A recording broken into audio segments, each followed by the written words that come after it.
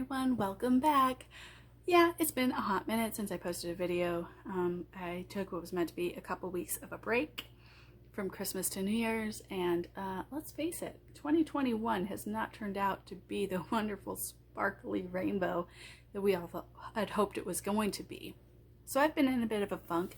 I've been productive, I've been reading a lot, I just haven't felt like reviewing any of them. I haven't felt like recording. I'm like, unless I go to work, I don't really even want to brush my hair, kind of a deal. So my life is work, child, reading, reading, work, child, reading, work. You know, I mean, that's me. If I am not at work and child is in bed or at school, I am wrapped up in my reading throw and just reading. So we're going to be starting off this new year with a shifter series, with some shifter series. We have the one that I'm going to be starting off with today. We have a phase series that we're going to get into. We have another shifter series that we're getting into that's very, very different from this series.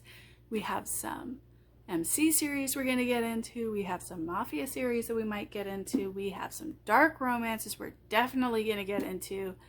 So we got some stuff to get through. So that being said, let's get on with this review. And today's book for review is One True Mate by Julie Treadle. And as always, I'm going to have a picture of the cover and the thumbnail so that you don't have to, so you can actually see the actual picture instead of the weird flip image from my phone. So, trigger warnings for this story include parents being viciously attacked and murdered in front of their child, attempted murder of said child, references to previous children who were murdered, and also the threat of warlike actions against the current pack of the series.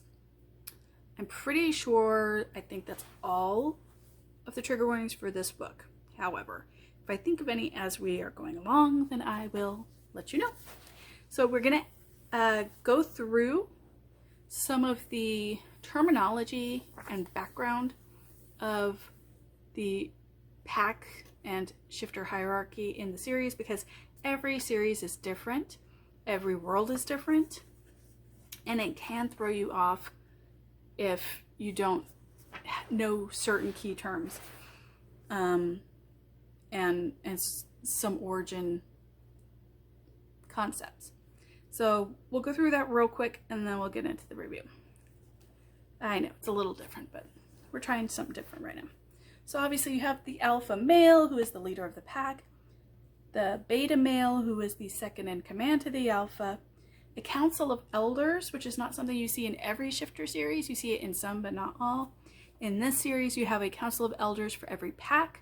And then there is a grand council that basically governs over all the packs.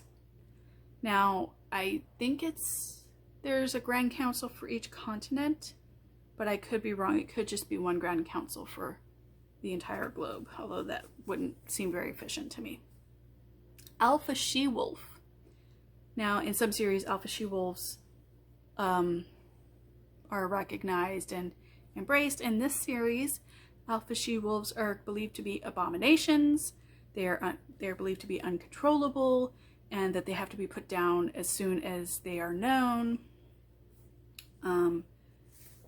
Then you also have mates. So there are two types of mate in the series. You have what are called compatible mates, which are a couple who have maybe fallen in love, or maybe they have a great affection for each other. And rather than waiting for their fated mate, they petition to bond as a mated pair to each other. And then from there you have what is called a fated mate, which is a very common trope with shifter series, which is the idea of a destined mate. And it, for all intents and purposes, it basically is like love at first sight. Once you see your fated mate, you basically know who they are. They know who you are, you're drawn uncontrollably to each other, and that's just how it is. Once a pair has decided they want to be bonded, they have to make it known, And there's a challenge period where other shifters can challenge for your place as the other half of your pair to be their mate. So basically, any male can challenge the person you're hoping to bond with, and if they win, you have to become their mate. Same goes for women. Women can challenge the other, so the male has to go through challenges, the female has to go through challenges, and if they get through all the challenges unscathed, then they can be together, essentially. We're going to have a little bit of origin story here, simply because it is very different from other shifter series. There is an origin story as to where shifters originate from here, and it's actually biblical in origin. So in this world, shifters came to be when the Christian God decided to flood the earth. Noah built the ark. However, fitting 2 of every single animal in the world onto this ark would be almost impossible. So instead, he chose humans and turned them into shifters, so that once they landed on dry land, they would shift into their animal form, procreate in that form, and repopulate the earth with more animals. The interesting thing with this is if a shifter has offspring while they are in shifter form, that offspring will never be able to turn human. It is strictly animal in nature, because that was the purpose. However, if a shifter has offspring while they are in human form, that child will be a shifter, and they will go on to continue the line of shifters. So it's a little bit different. It's an interesting take, and I have to say, in terms of like imagination, that's freaking fabulous, because I've read quite a few shifter romances, but for the most part, many of them, not all of them, but many of them have very similar origin concepts. So it was really, really interesting to come across one that was so different. FYI, the other series that we're going to get into eventually has a very interesting origin story as well. So let's get into the actual story. Almost 8 minutes in. So this is the story of Kelsey Adams and Kyle Westin. So for 2 years, Kelsey Adams has worked as Kyle Westin's administrative assistant at the Westin Foundation, which is basically this big conglomerate, essentially, that is used to bring in money for the PAC, and that is how the PAC makes their living, essentially, is through the Westin Foundation or in the town that the Westin PAC lives in, through their businesses and whatnot. So in these 2 years, Kelsey has not ever approached the alpha of the PAC to ask for permission to be there. She has basically not interacted with people outside of work or having to go into town for errands, like groceries, things of that nature. So understandably, the people in the PAC are a bit ticked off. And really interestingly, Kyle Westin, who, by the way, his father is the alpha of the PAC, Kyle Westin is actually Kelsey's fated mate. However, he didn't know why she was keeping the fact that she was a shifter hidden. And so he pretended like he didn't know that she was his fated mate. And then after 2 years, the truth comes out. Kelsey's family had been killed in front of her when she was 12 years old. She knew nothing of the shifter way of life. Her parents didn't shift in front of her. They lived completely isolated. And so she knew nothing of shifters. Her parents were killed by a pack of wolves. One of the wolves bit her, and she shifted and got away. So she basically grew up believing that she had been turned into a shifter, not that she had been born as one, and that she was a monster. And that's why she tries so hard to hide it. She doesn't want to be found by whoever this pack of wolves were that had killed her parents. She goes to great lengths to hide her scent. She has like Febreze and air fresheners all over her house, which is very difficult for shifters because their sense of smell is so sensitive. And she's also scared that she'll hurt somebody in her wolf form. So she basically created a den in her home where she locks herself into when she feels her wolf getting ready to come out. So she's lived this very isolated, lonely, scared existence since she was 12. She honestly didn't know that the other people in Westin were shifters, or that shifters were totally natural, and that she wasn't a monster. So once this comes out, it also comes out that she and Kyle are fated mates. You also find out that Kelsey is an alpha she-wolf. And this is something that Kyle and his father decide to hide from everybody because on council's orders, all alpha females are to be terminated due to the reasons that I had mentioned in our little vocabulary review there. And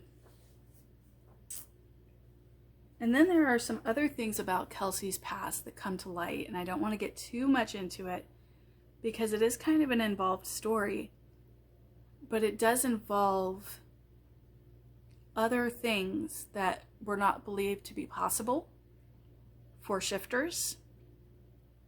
And it also begins a feud between the Westin pack and another pack from Eastern Europe, which is where Kelsey comes from. And it's gonna set a lot of friction and a lot of turbulence for future stories.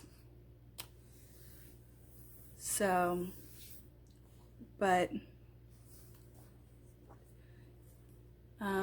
let's see, characters. I'm gonna stick with Kelsey and Kyle for the characters in this one. There's just a few too many characters to really get into depth on the development for. But it also means that the bulk of the development comes from Kyle and Kelsey. Kelsey, we'll start off with Kelsey. Kelsey, obviously she's going to have a very traumatic story because of her parents dying right in front of her at such a young age. The fact that she grew up in human foster care while hiding her secret successfully, I might add. Her having to deal with these feelings of loneliness, her having to deal with the loss of her parents, her having to come to terms with the fact that she'd been wrong all this time, coming to terms with the fact that this man that she's been drawn to and wanted to be with for 2 years has wanted to be with her for that 2 years, and she could have been with him had she known the truth. She has to learn how to interact with a pack. She has to learn how to interact with family because Kyle has a very large family. She has to learn to fight to get through the challenge period. And through all of this, she has this very strong connection to the pack. She has this very strong sense of right and wrong, good and bad, to the point where at times she starts to wonder if she is an abomination. There are times when she thinks maybe it would be better for everybody if she were to leave.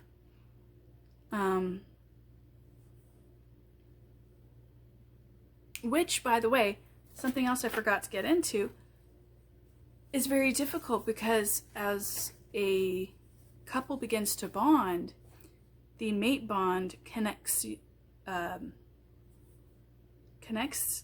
couple in other ways. Like they start to be able to sense each other's feelings. They start to be able to sense where each other is. They start to be able to communicate telepathically through their mate bond.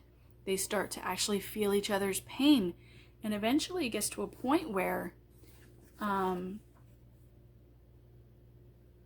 if one mate were to die, the other would automatically die as well, no matter where they are. Like, your mate could be in Paris, you would be in New York. If your mate died, you would die as well. So it's very intense for fated mates. I don't know if that happens for compatible mates, but it's definitely something that happens for fated mates. So we get to a point where she can't leave without really harming Kyle. So Kelsey is very kind-hearted, she's very sweet, she's very strong in nature, and she really handles all of this stuff that's being thrown at her about her background, about, what happened to her parents, why it happened to her parents. Can't get into it too much. All of the things that she's been wrong about, all of the new things she's taking in, it is a lot to take in for somebody, and she does it extremely well, almost to the point where you're about ready to start questioning, like, is this character real? She handles it a little too well, you know what I mean? But she's a very likable character. She's very compassionate. She's very inclusive. She likes to help people if she can. And she is just very strong, but very sweet. So she's a very likable character. As for Kyle, you have to imagine be very, very difficult. You're the son of the alpha. You are the destined alpha for your pack when your father decides to step down. And you know what a fated mate is. You know that this person is a fated mate when they come into your office and they're not acknowledging you, and you don't know why. And for 2 years, he didn't say anything, he didn't do anything.